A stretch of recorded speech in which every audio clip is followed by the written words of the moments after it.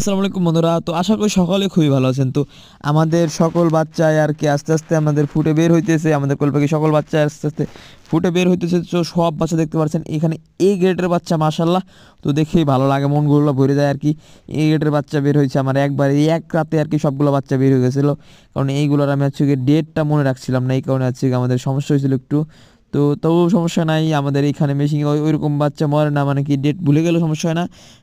আমাদের বাচ্চাগুলো মাশাআল্লাহ খুবই সুন্দরভাবে বের হয়ে যায়, ফুটে বের হয়ে যায়। এবং কি আমাদের এই বাচ্চাগুলো দেখতে পাচ্ছেন খুবই চঞ্চল এবং খুবই সুস্থ রয়েছে বাচ্চাগুলো। আমি এই বাচ্চাগুলো আর কি 40 ঘন্টার মতন আর কি প্রায় এই মেশিনের ভিতরে রাখি আর কি, এই কারণে আর কি বাচ্চাগুলো আরও সুস্থ হয় মাশাল্লাহ।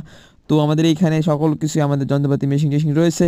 তো এইখানে আরও রয়েছে আমাদের বড় পাখিগুলো, যেগুলো আর কি বোর্ডিং কমপ্লিট বর্তমানে বোর্ডিং কমপ্লিটই বলতে গেলে এইগুলো বোর্ডিং হয়ে গেছে আর কি।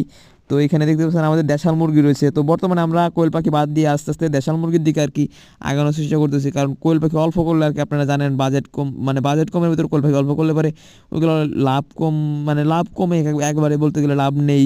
আর মুরগি হচ্ছে কি আপনার হচ্ছে যে এখন তখন বিক্রি করে দেওয়া যায়, আর মুরগিতে ভালো লাভ। তো এই কারণে আর কি আমরা হচ্ছে কি দেশি মুরগির দিকে আর কি আগাচ্ছি। তো আপনারা দোয়া করবেন আমাদের খামারের জন্য। তো সবাই ভালো থাকবেন, সুস্থ থাকবেন, এই চ্যানেলটাকে সাবস্ক্রাইব করে আমাদের পাশে থাকবেন।